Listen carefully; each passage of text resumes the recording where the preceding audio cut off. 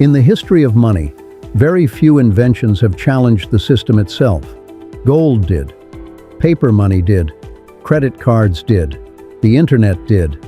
And then, in 2009, a strange new idea appeared. Money without a bank, money without a government, money that could move across the world without asking permission. That idea was called Bitcoin. Some people called it a revolution, others called it madness. But more than a decade later, Bitcoin is still here. And in the age of artificial intelligence, digital payments, and financial uncertainty, one question becomes more important than ever. Why does Bitcoin still matter?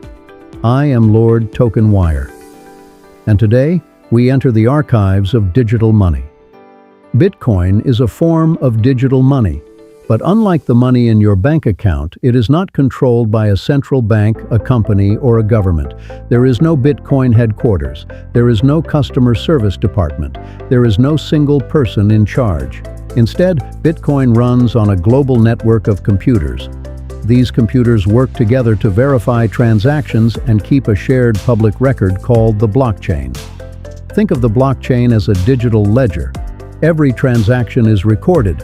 Every participant can verify it, and once information is added, it becomes extremely difficult to change. That is the central idea behind Bitcoin. Trust does not come from an institution. Trust comes from mathematics, code, and a decentralized network. To understand Bitcoin, you need to understand the moment it came from. Bitcoin appeared shortly after the global financial crisis of 2008. Banks had failed. Governments had stepped in. Trust in the financial system had been badly damaged. Many people began asking a simple but uncomfortable question. What if money did not have to depend entirely on banks? Bitcoin was introduced as peer-to-peer electronic cash. That means one person could send value directly to another person without needing a bank in the middle. No branch, no permission, no central gatekeeper. For its supporters, this was powerful. For its critics, it was dangerous. Because money without central control challenges one of the oldest structures in society, the control of value. Bitcoin works through three important ideas. First, the blockchain. This is the public record of transactions. Second, mining. Mining is the process where powerful computers help verify transactions and secure the network. In return, miners can receive newly created Bitcoin and transaction fees. Third, scarcity. There will only ever be 21 million Bitcoin. This limited supply is one of the reasons people sometimes call Bitcoin digital gold. Gold is valuable partly because it is scarce. Bitcoin supporters argue that Bitcoin is scarce in a digital world where almost everything can be copied. You can copy a photo, you can copy a file, you can copy a message, but you cannot simply copy Bitcoin and create more of it. The rules are written into the system. This is where the debate begins. Bitcoin has no physical form. You cannot hold it in your hand. It does not produce earnings like a company. It does not pay interest like a bond. So why do people value it? Supporters say Bitcoin has value because it is scarce, decentralized, portable, and resistant to censorship. It can be moved across borders. It can be stored without relying on a traditional bank. And unlike government currencies, its supply cannot simply be increased by political decision. Critics disagree. They argue Bitcoin is too volatile, too speculative, too energy-intensive, and too difficult for ordinary people to use safely. Both sides have valid arguments.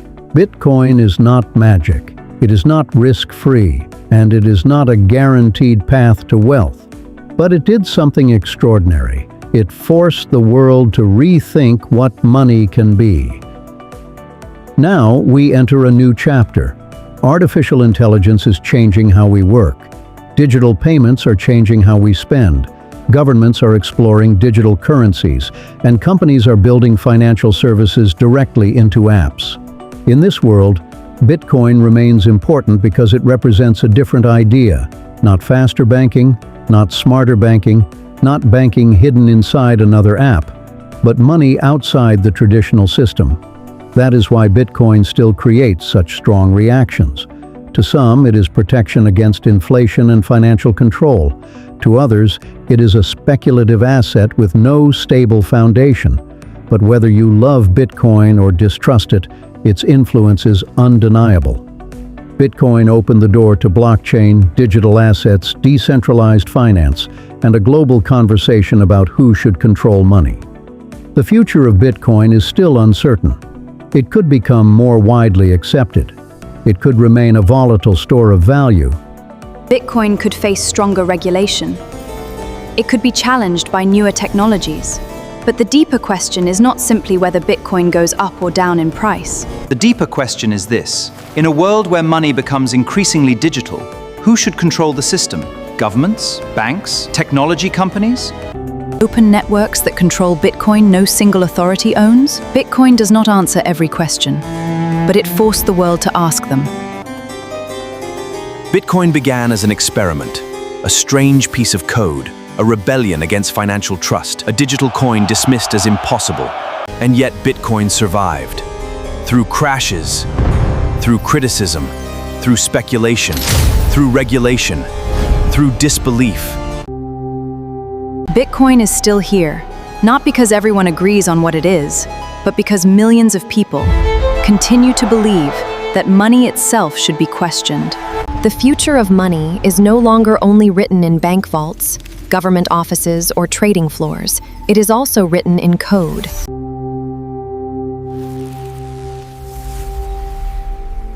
I am Lord TokenWire. The news is real. The financier is not.